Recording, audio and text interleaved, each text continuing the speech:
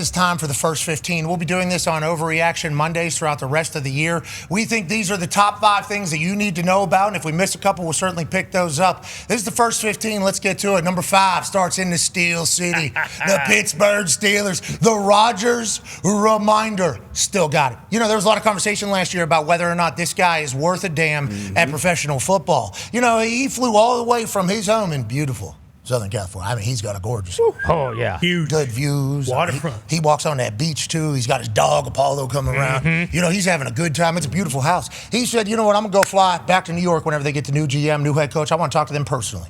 So I want to go ahead and just kind of see where they're at. If they're to move on, hey, that's their prerogative. They can do what they want to do. But just wanted them to know that I would like my Jets tenure to end in a good way, is what he told us, verbatim. Flies all the way over there. It's about 4.5, 5 hours, depending upon the jet stream behind him. Yep. You know, Sure. over there. Yeah, maybe 5.5, depend. Yeah, there's, you know, a lot of that thing. Gets all the way down there in Teterboro, drives over to the facility, sits down. Aaron Glenn says,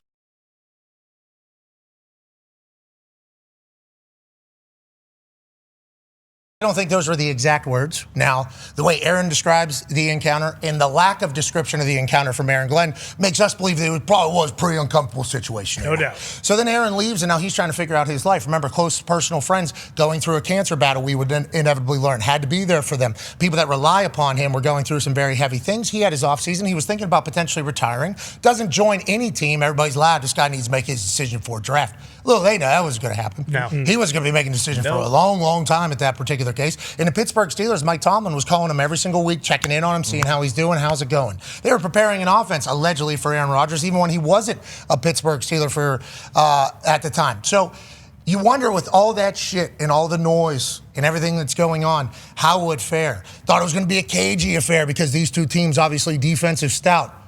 I'll tell you what, Justin Fields might be the right fit for an Aaron Glenn offense in New York. They might have some things to be excited about. And on the flip side, Aaron Rodgers slicing, dicing for 4 touchdowns. You Steelers fans got to be losing your mind, Tone. Yeah, we are. It was really cool. Once the Steelers got their first kickoff and you saw Aaron run out on the field, like, it was a surreal, like, holy shit, Aaron Rodgers is our quarterback. And then you watched him orchestrate that offense like Leonard Bernstein. It was a thing of beauty. You were up to the line, just changing plays, manipulating the snap count. Like, it was awesome. He was working. Everyone got involved. Like, literally everyone on offense got involved. 4 touchdowns. And he had a game-winning drive, which is what, you know, is something that we haven't had in a long time. It was so cool to watch Aaron Rodgers be a quarterback for the Pittsburgh Steelers. 4 tides for him. DK Metcalf had some big-time plays. Had a first drop early. Obviously, there were some other things going on, but you could see that DK is worth the money, and DK is the best athlete whenever DK is wherever DK is. Yeah. And not only that, you guys have a kicker who's potentially doing a hold-in, Chris Boswell. Well, he didn't hold in, and he did play, and I think he made some 55-plus yarder earlier in the game, and then to win it, 60-yarder. Now, granted, there's a minute some left, so they could have come back and taken that from Chris Boswell. Under a minute 30 to take the lead. I think everybody would call that a game-winning kick. Chris Boswell does that for the Pittsburgh Steelers. So damn pure. Now, there were some misses from the kicking department around the NFL, and I think we should all kind of view it the same way. If a ball is kind of drifting to the right for a righty, okay? Not an absolute miss. A miss is going to happen where you just miss the sweet spot, your swing, just like in golf, you kind of come across it. But if there's one like drifting to the right, not normally the ball, probably because the kicker's trying to guide it a little bit. You know, trying to guide it. Like when you're throwing a baseball or a football, it'll be in the vicinity because that's what you're actually doing. Sure. But it won't be your pure ball. Does that make sense? Yeah. Like Luke, the kicker for the Baltimore Ravens, his first kick was a 52-yarder. That thing was drifting a little bit right. He has a massive leg. That kid has a very, very strong leg. Misses an extra point. Obviously, people pissed off about it. He is a very talented kicker. So his first one going a little bit to the right, I'm like, ooh, he was trying to guide that a little bit, probably thinking about it. Still goes in, still very good for a very long time. Boswell hits this 60-yarder. Under pressure, first week, contract dispute. Okay, money. This is actual, every ball is a money ball. Yeah. Every ball is a money ball. This was supposed to be a 58-yarder. They actually lose. Yes, they did. 2 yards to play before that. They try to pick up a couple more yards from him and ends up going back. So he comes out there. This ball is pure. And that leads to Mike Tomlin describing Chris Boswell in only a fashion that Mike Tomlin could describe a kicker. And I can't say enough about Boz. Man, our kicker is a serial killer. Man, he got a low pulse rate. He can't wait to deliver. That's what I'm talking about. Boz is not thinking about guiding it. Boz isn't thinking about anything. Boz said he just goes out there, thinks about his steps, hits the ball, doesn't even watch it, and just leaves the field. One of the greatest of all time. Happy he got a chance to step up and perform and deliver for the Pittsburgh Steelers. Hell of a start for Aaron Rodgers there. Congrats to the Injuries. A lot of drama over there. Yeah. A lot of drama over it. Came down to a 60-yarder. Yeah. Okay. Yeah. Came down to a 60-yarder. Big hit, Jalen Ramsey too. No addition. Big hit, knocking that ball off Let's of get Garrett some Wolf. stops. The way he's talking is he loves the culture of the Steelers. Oh yeah. Like he's talking like he's doing a lot of like, hey, this is how we play. We're not going to let people kind of come in here and not play us style. It's like, it does feel like Jalen Ramsey's supposed to be a Pittsburgh Steeler. Yes. Same with Aaron. Yeah. I mean, even watching Aaron and him walk off with Cam Hayward at the end, Cam and Coach Tomlin have walked off the field together basically for like the last 5-6 years since social media has really been capturing it. We don't know how much longer before that. But them waiting for Aaron and then Aaron walking with him, like this is a cool moment. Very cool. This is a very cool moment. Especially walking out of the stadium that he was at last year, and once again, fly all the way over there. Get the hell out of here. I mean, that's a cool moment for the Steelers. Steelers fans got to be pumped. Okay, let's move on to number 4. Is Micah Parsons going to be in game shape? Is Micah Parsons going to be able to play football for the Packers after being traded so late? He did address being traded so late where he was like, if we would have done this at the right time, I could have been working with these guys. I think Micah loves his time at the Packers. Now, obviously, they get a win. Yeah, it helps. Obviously, he gets a sack. That helps. Obviously, he becomes the highest paid non-quarterback player of all time, $47 million a year. There's a lot of honeymoon things. But boy, when Jared Goff just hears a panic behind him, I assume that he thought, no fatso, no D lineman, no defensive end. Nobody over 220 pounds is going to be able to walk me. I have a 20-yard head start on all of them. Remember, field is 53 and a third wide. Micah hunted him down. Neckton mentality, like a damn shark. And obviously he has a celebration point in the sky. The number 1 looks much cleaner than I think we all thought it was going to be. Jordan Love was slicing and dicing. Feels like the defense is very good. Green Bay Packers fans thinking Super Bowl this year for the Pack. Yeah, without a doubt. I mean, there's no question now. I didn't know going into yesterday because, again, the Lions are still very good, but boy, did the Packers dominate this game from the onset, too. You mentioned it. I think the Micah stuff, we'll get to that in a second, but Jordan Love, like, people are talking about him winning an MVP this year. He had to do it. He came out, started 10 of 14, and they scored 2 touchdowns and were up 17-3 very early, which they were playing from behind against the Lions all year and in division games. They just look crisp, and everything you were hearing from the Packers offense was like, they're really hurting the receiver room. They don't really know. Like, we thought Josh Jacobs was going to come out, and if he wasn't scoring multiple touchdowns, like this Packers offense was going to be in trouble. Not the case. Love looked phenomenal. And then you mentioned it, Micah Parsons. I mean, everyone can say whatever they want. I get it. He only played 45% of the snaps. Only got 1 sack. Only had 3 pressures. Those 3 pressures. Okay, there was a 2-yard loss for a completion on 3rd down, caused a punt. He had the sack. And then they also he got to Jared Goff, and Jared Goff threw an interception. So those are pretty, Also, guys playing alongside of him. Yeah, that is what it ultimately what this comes down to is Lucas Van Ness had his best game as a Packer yesterday. Rashawn Gary had a sack and a half. Like, he makes all the guys around him so much better. And again, you talk about all that stuff of him being happy. This is a different guy than we saw in Dallas. Like, sure, there's some of that, but everything I heard from him post game and like he's ecstatic to be a Packer. From some people that were there, they said when he came out of the tunnel, said it was the loudest pop they've ever heard in Lambeau. Well, welcome to Cheeseland, Micah Parsons. What a way to kick it off. The Packers look like they're legit. Are the Lions dead? Oh, yeah. Whoa. Are the Lions Same old dead?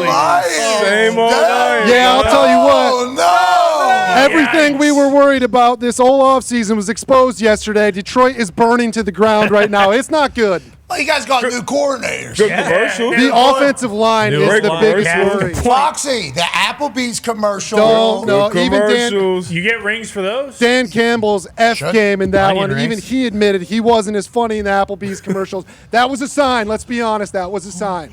Oh, no. Not Detroit from 5 years ago. Yeah, the biggest worry, though, Ragnow being gone was so evident. That's a killer. Long season, though. We got the Bears next. Have to beat them. I believe in Dan Campbell. Yes. So Yes. I don't think having a rough start with new coordinators is a bad thing. But, boy, they're going to have to get much better out there for Lions fans not to lose their mind. Let's go to number 3. We got to go back before the weekend. should be talked about.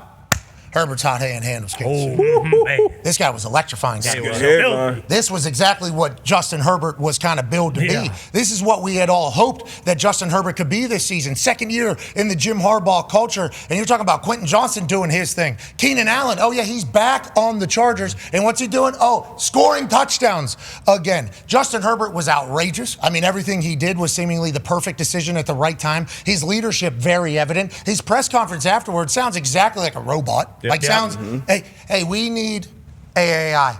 We need a quarterback. It's tall, handsome. He's going to date another celebrity. Appear to be very happy.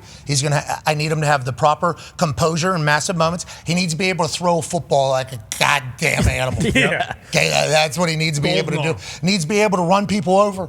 Needs to be able to be more physically gifted than everybody else on the field, and also have an incredibly cool ability to slide. Stay in bounds, high football IQ. Let's go ahead and ice and seal this game. But also, whenever he speaks to the media, just needs to say just all the right stuff.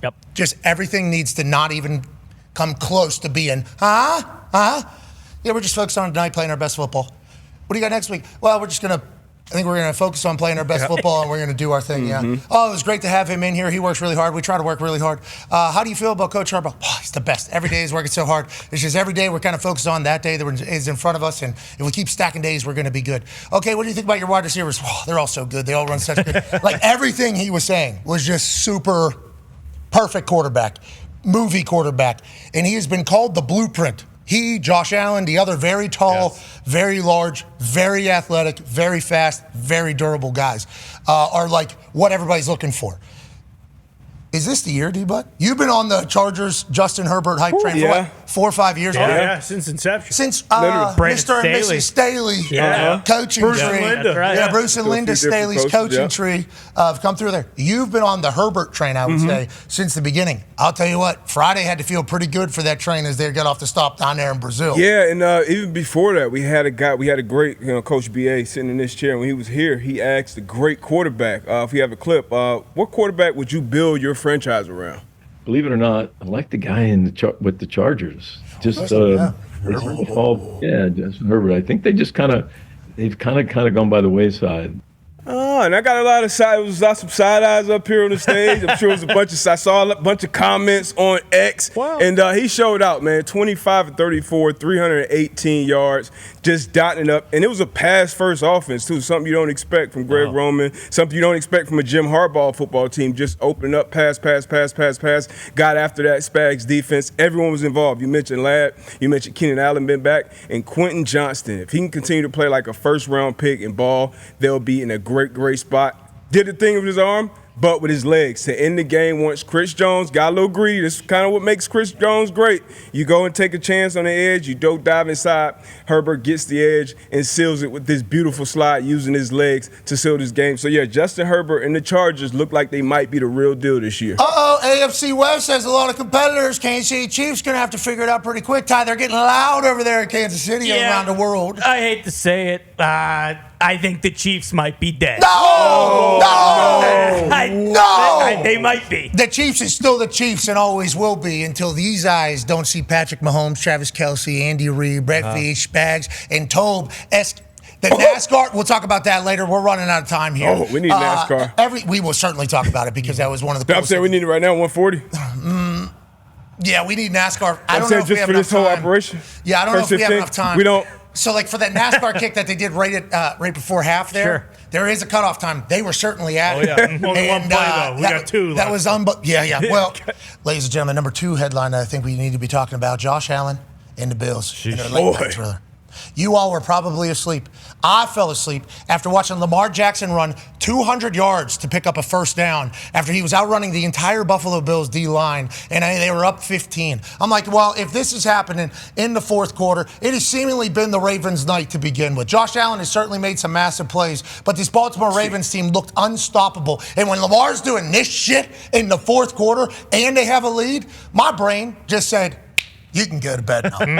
What did I miss? Record-breaking final 4 minutes where a team is down by 15 with under 4 minutes, 3:59 right there. Bang, 4th and 2. Tip ball, Keon Coleman, touchdown. Well, now we gotta hope for something else good to happen. Well, Derrick Henry, who was having a career evening in Buffalo.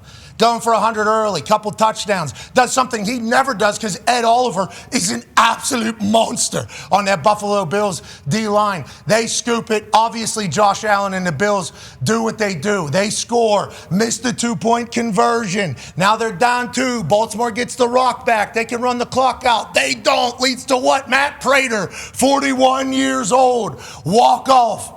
Field goal. Buffalo Bills beat the Baltimore Ravens. What a night for Josh Allen. What a night for the Bills. And the number 1 headline is the Colts going to the Super Bowl. Wow. Boom. Wow. Colts going to win the Super Bowl. And that is no question. And that's because the Big Three, Big Three, as coined by Edgerrin James, is how I heard it. The Big Three are holding people accountable in that building. Carly, Kaylin, and Casey, congratulations on being undefeated owners. And Danny Dimes, we got a chance to catch up with him earlier today. We'll run that interview in about an hour or so. He is in the perfect place here in Indianapolis. It was fun to watch. Tyler Warren, this guy.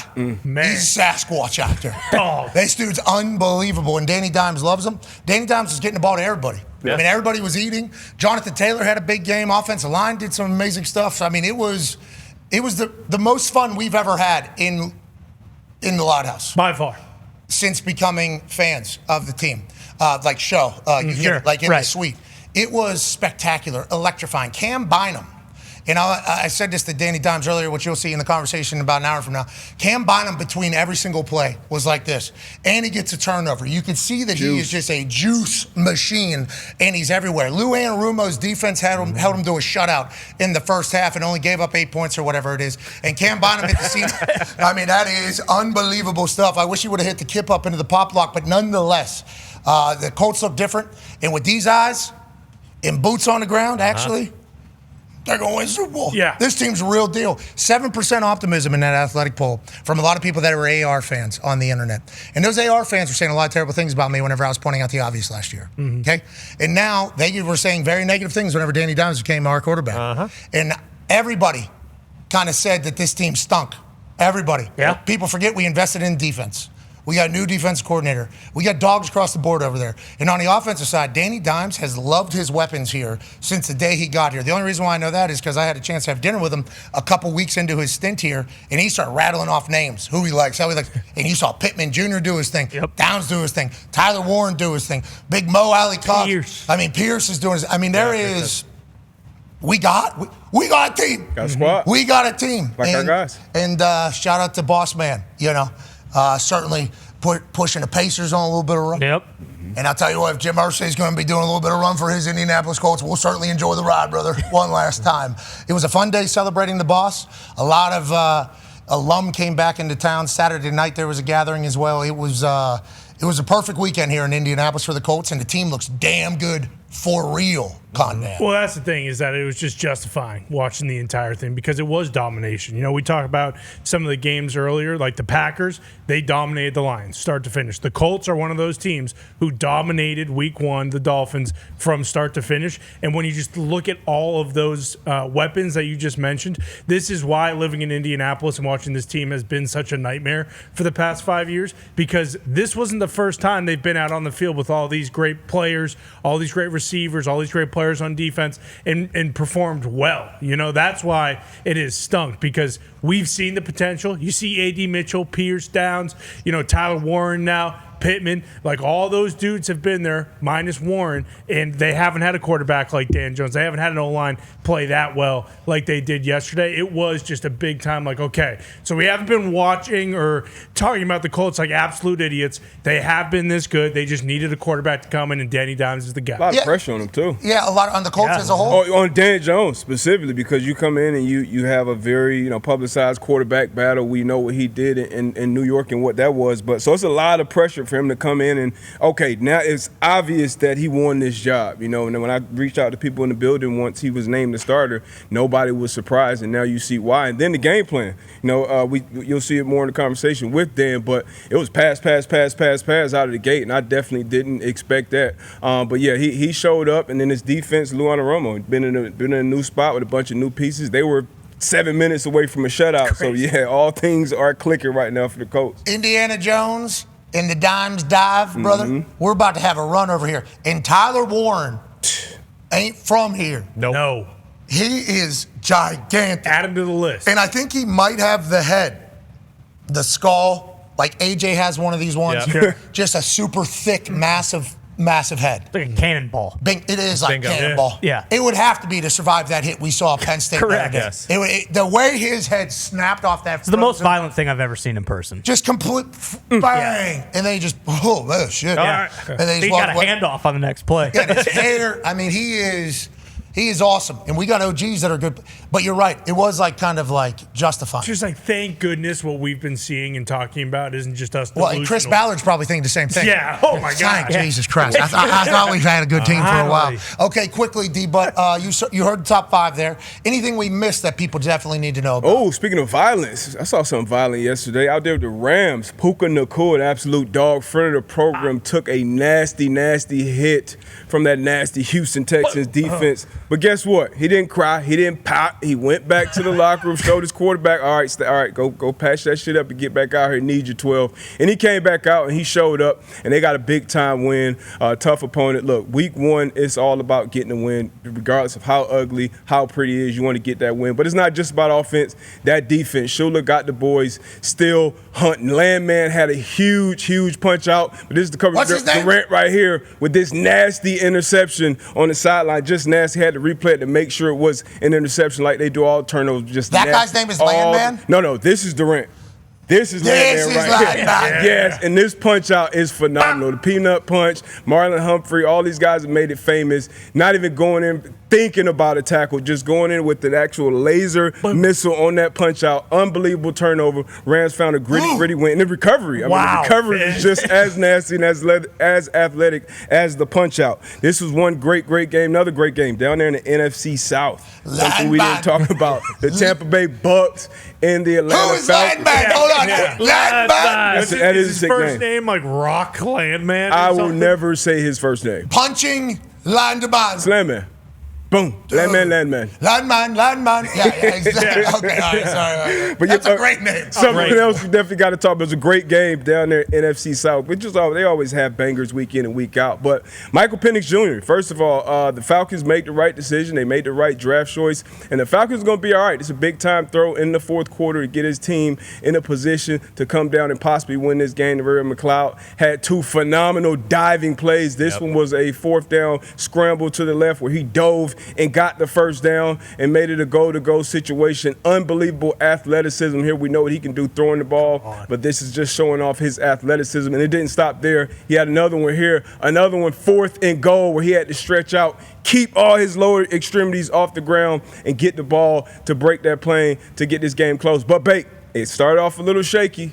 Atlanta looked better on defense as well, but they got a superstar, a budding superstar over there, wide receiver, Ibuka. And we saw him during the whole Ohio State run. He's always kind of the guy not talked about, but he always shows up in the biggest moments. This was an absolutely nasty throw a seed and a great throw. And then a great throw and catch here to basically go up and win the game. Just big-time player. I think he will become that wide receiver one. We know Mike Evans, he'll be a first ballot Hall of Famer, or should be. Chris Godwin will get back in the fold at some point. We got Irvin, we got all these other pieces, but Ibuka, you will not be able to deny him. He'll get open, he'll make big-time plays week in and week out. And he's going to be nothing but a perfect teammate down there. Yep. For sure. You know, Marvin Harrison Jr. was the big conversation in Ohio State whenever he was there. Then Jeremiah Smith was the big conversation whenever he was there. And what did he do? Oh, just be the second leading receiver every single year. Yep.